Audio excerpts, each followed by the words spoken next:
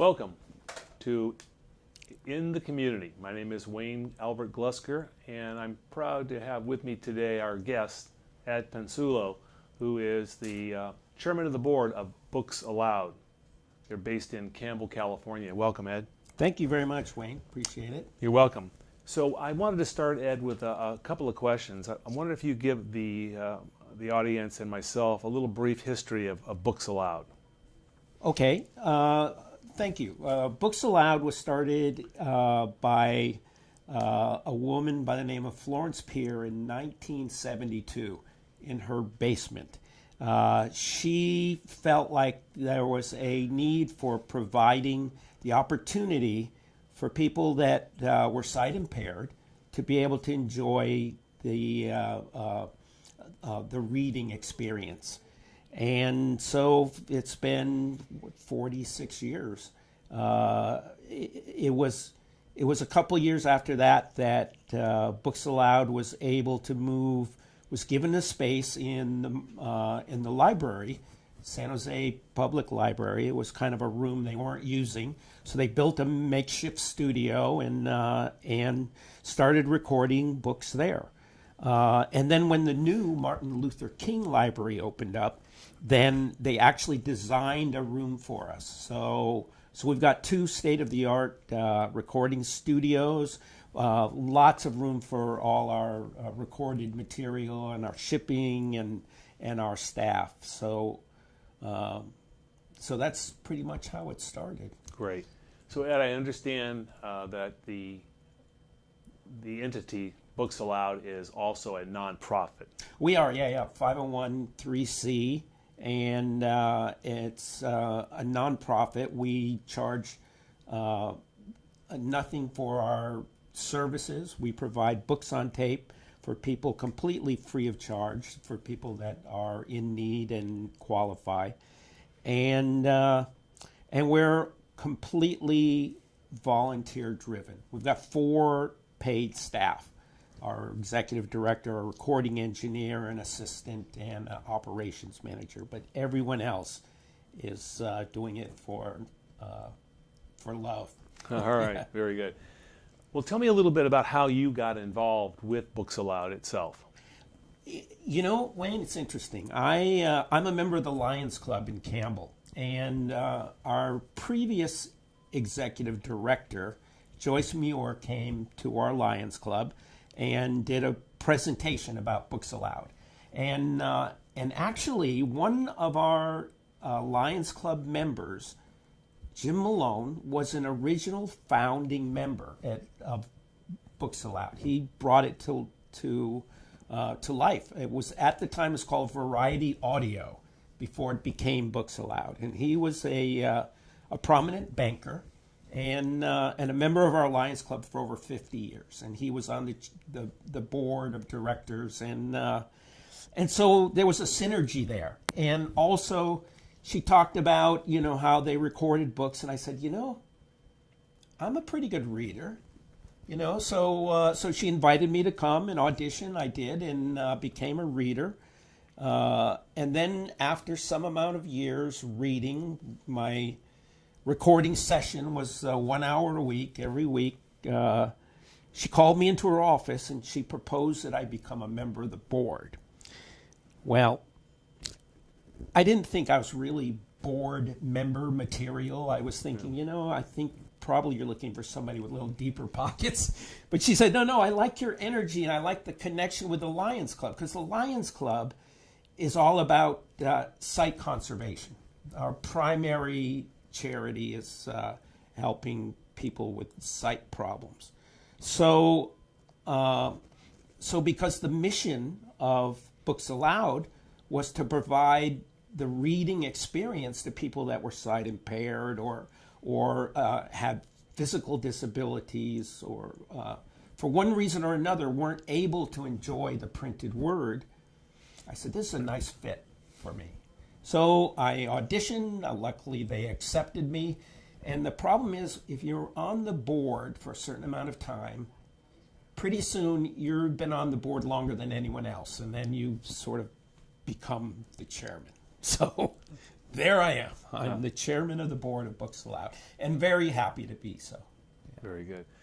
Well, tell me a little bit about how people might get involved with, first, let's talk about those individuals who would be able to benefit greatly from Books Aloud. How would they actually get to Books Aloud or qualify for Books Aloud? There's a number of ways. For our reading by listening program, then you have to demonstrate that you have like a sight loss or physical impairment that wouldn't allow you to turn the pages or to see the printed page. And once that is, it's a very simple procedure, and once that is completed, then we're happy to provide anybody all over America and Canada with books on tape. And we'll even ship them a recording device that they can listen to the tapes or material that we send out. And it's all free. It's all free, including the shipping. And the more books that you want to enjoy, the more we'll ship to you. You know, we just ask that you send them back so that we can continue to supply them to others. Wow. I find it fascinating, Ed, that you mentioned that Books Aloud participates across the United States and Canada, because my assumption was, being a local-based company in Campbell, that maybe you covered the local Santa Clara County area or maybe the state, but to think that you're actually serving the entire United States and Canada is pretty impressive. You know, Wayne, we're located in San Jose. Okay. Yeah. All right. Although I live in Campbell, but I have to get from Campbell to San Jose because that's right. where the Martin Luther King Library is. Oh, that's true. So my apologies for that. Yeah, that's okay. And San Jose is the 10th largest city in the nation. You know. That's true. That's very true. Yeah. Yeah. But we're able to send, you know, by post. We're given a pretty substantial discount on shipping if we're shipping to people that are sight impaired. In fact, it's very substantial. Wow. You know, because we're able to, because that's a federal opportunity. We record the Lion magazine and ship it all around the world. There's over 100 Lions around the world that are sight impaired that we are able to send them, and they're able to enjoy the Lion magazine every month. Interesting.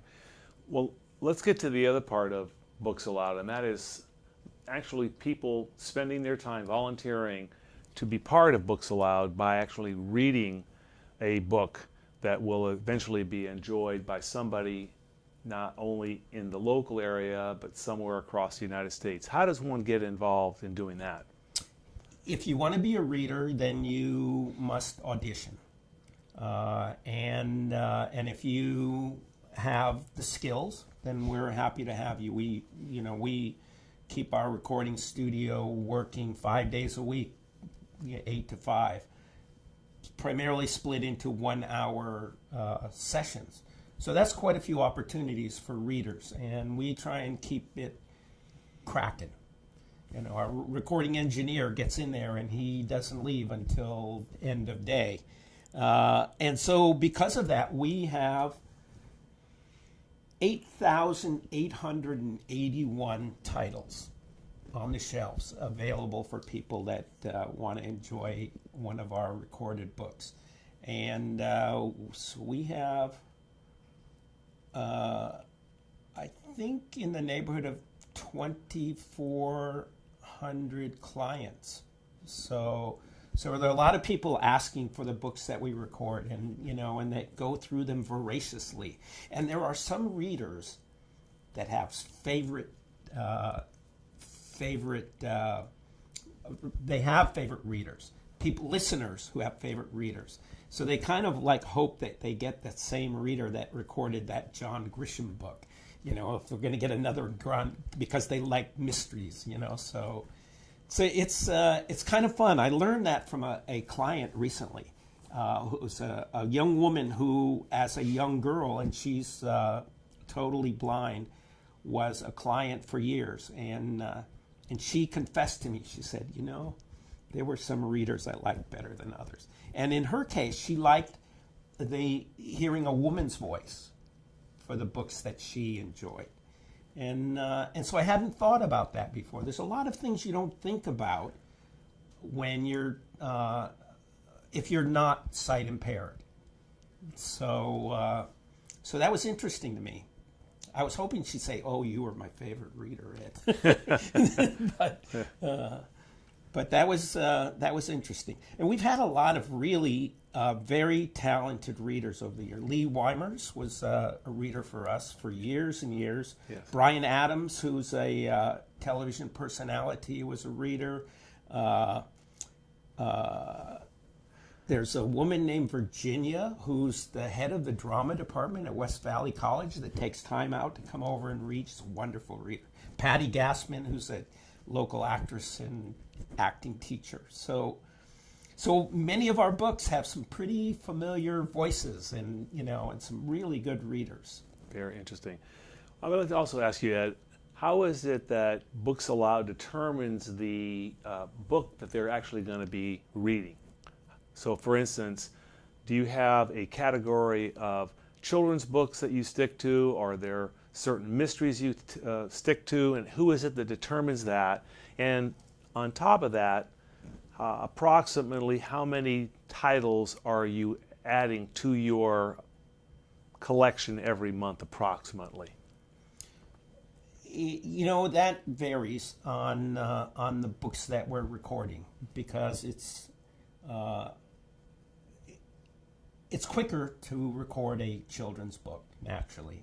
I've done 3 children's books in a session.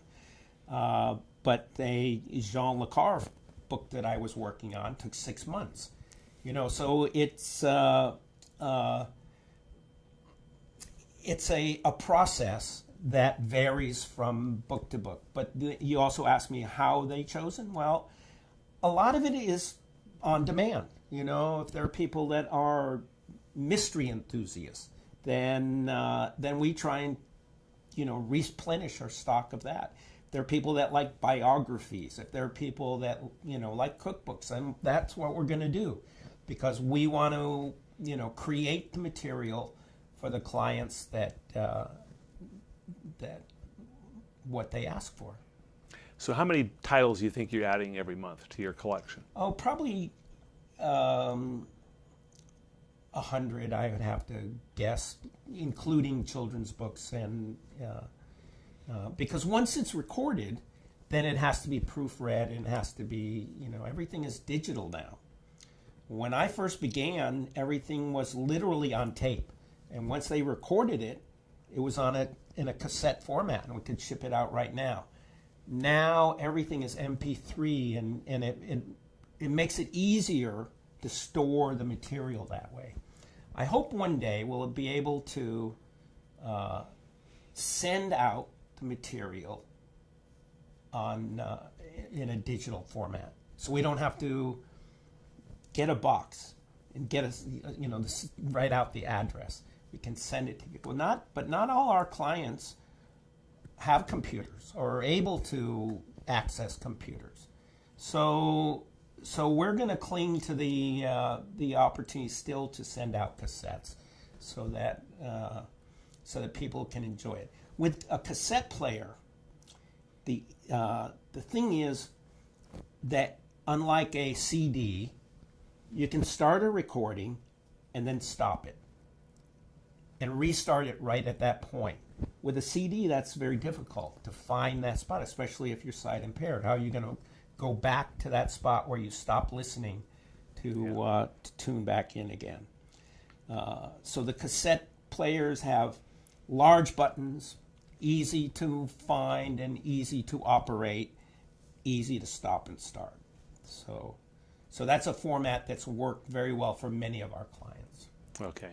So that's something I didn't know personally. I was expecting that you were going to say that we do everything on CDs, but you're right about the fact that it would be much more difficult to be able to find a place being sight impaired on a CD versus a cassette tape, which is a simple button push. Moving on to the next question is, because Books Aloud is a nonprofit and is supported by donations. How is it that Books Aloud solicits donations, and how could someone who might be viewing the show today get involved in supporting Books Aloud? Well, we are entirely reliant on donations from service clubs, from foundations, from individuals, from anyone that has an affinity for what we do. There's a number of different organizations that have supported us over the years. We've gotten grants from the Sharks Foundation and from the West Valley Federated Women's Club and from the Kiwanis and from the various Lions clubs. But it isn't nearly enough. And we have someone that writes grant proposals for us to different foundations that may find a connection with what we do and the kinds of charities that they support. But it's a month-by-month process, and every month we look at the books and go, God, hope we make it to next month. So it's that tight of a budget that you're working with to be able to produce this product for people that are otherwise would not have that opportunity to delve in a book at all? Yeah. Wow, well, for those listeners who may be viewing the show today, I highly encourage you to check out Books Aloud. We're going to talk to Ed a little bit more here about Books Aloud, and we'll also give out the Books Aloud web address, which I believe, Ed, is www.booksaloud.com. .org. Okay, I stand corrected. .org. So www.booksaloud.org. .org. So write that down, and that way, if you have an opportunity, not only for yourself, but if you actually meet somebody who you know might be interested in Books Aloud and has an interest in what they do, we highly encourage you to share that information with them and maybe even get involved on maybe not even the financial end, but maybe the support end. I'm sure there are other jobs which we're going to find out in just a moment from Ed, but Books Aloud obviously is providing a service to a lot of individuals across the United States who benefit it greatly. So let's talk a little bit about other possibilities for people to get involved. Are there jobs that would not be involved in reading? Absolutely. Yeah, we welcome volunteers. There's a number of different jobs, helping to restock the shelves, helping in our shipping, helping proofreading, helping. If you've got the time, we'll find a job that you'd be suited for. And we have a number of people that do come in. There's a number of the Girl Scouts occasionally come, or different clubs and different individuals that come, and there's plenty to do. It's a all volunteer driven organization, and there's a lot of work to do, and so anyone is welcome. We're in the basement of the Martin Luther King Library downtown San Jose, 4th Street. So all you do, come down. Once you step off the elevator, there we are. You'll see our sign, and you just come in and visit. Come and visit sometime, and take a look at, see what we have, and maybe it's something that you might want to be involved with. Very good. You asked me about fundraising, and I did mean to mention that we do have a fundraiser every year. We do a gala fundraising benefit.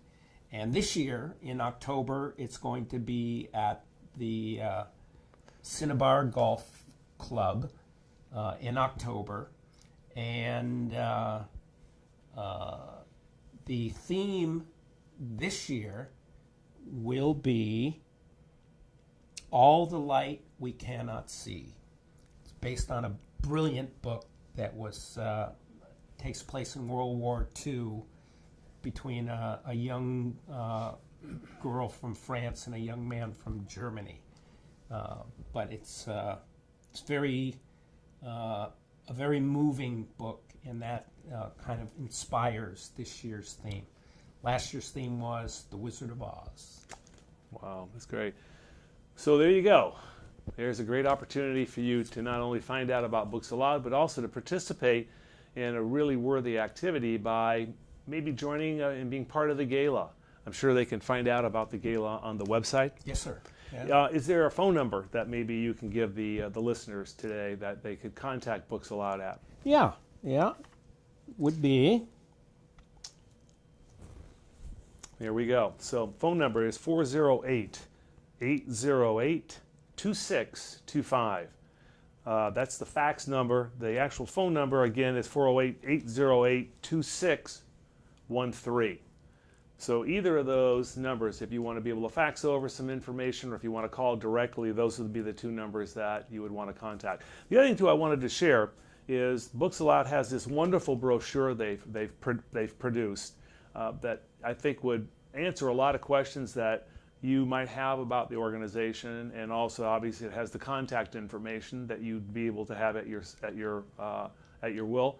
If you have a desire to get involved with Books Aloud or to call and find out an opportunity to participate, not only as a reader but as Ed shared earlier, helping out in sorting and putting together mailing packages, I'm sure that anyone's help would be greatly appreciated. The opportunity, Ed, I'll give you that back there, for people to get involved, the fundraiser that you're talking about is going to be held in October. Is this something that is corporate sponsored also? It's not. No, although that's a good idea. We would welcome any kind of corporate sponsorship, but to date, in my experience, we've invited people to come and enjoy a nice meal and a wonderful evening. We generally have a silent auction and a participatory auction, and so the money we raise from from ticket sales and the auctions are what sort of we yield from the fundraiser.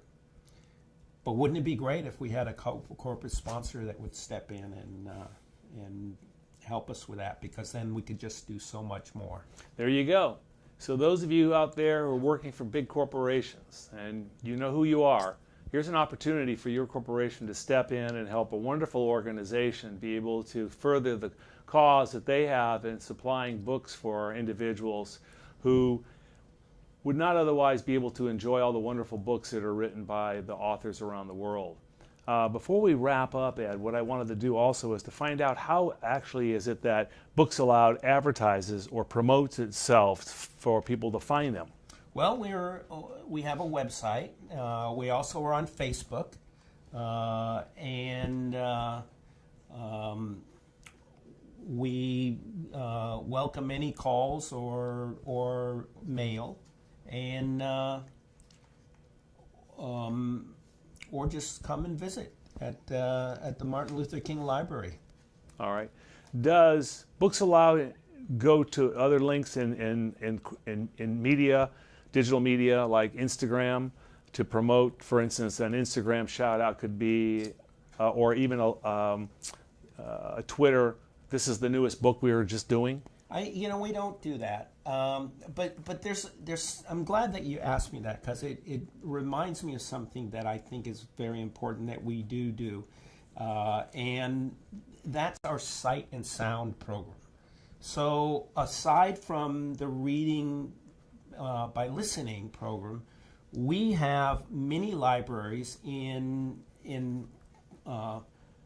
dozens of schools around the Bay Area, where we provide a mini library and a recording device so that students in school who have the need can get the book, read the book along, and listen to it at the same time. And it's proven that it's been able to improve their reading comprehension level by 2 grades within a year, because they're using multiple senses in order to do that. And we're using Nooks. So because kids don't want to be bothered with cassette players, they want to have the newest devices. Yeah. So we have our books that go out in these mini libraries, recorded on Nooks, and we've got extremely good response, especially from the teachers that have applied for this. And we just recently got into a brand new school district for us, the Oak Grove district. Oh, yes. So that opens up dozens and dozens more schools for us, especially the Title I schools, especially students that need this. It's so cool to be able to see students and hear stories about how, they struggled in school, and then after being able to get this help, have gone on to graduate with honors and go on to college. So that's great. That to me is very gratifying. That's great. Yeah. Well, there you go. So here's an organization, Books Aloud, that's doing a couple of different wonderful things. You just heard Ed share the opportunity for Sight and Sound, how that particular program helps able-bodied students to really accelerate and become a better student. And from obviously being a better student, they become a better person in their life. Then we have the other end of the story of the Books Aloud, in offering the opportunity for people who would not otherwise be able to enjoy books to be able to take part of that. So thank you for joining me today. My name is Wayne Albert Glusker with Ed Pansullo, and this is In Our Community.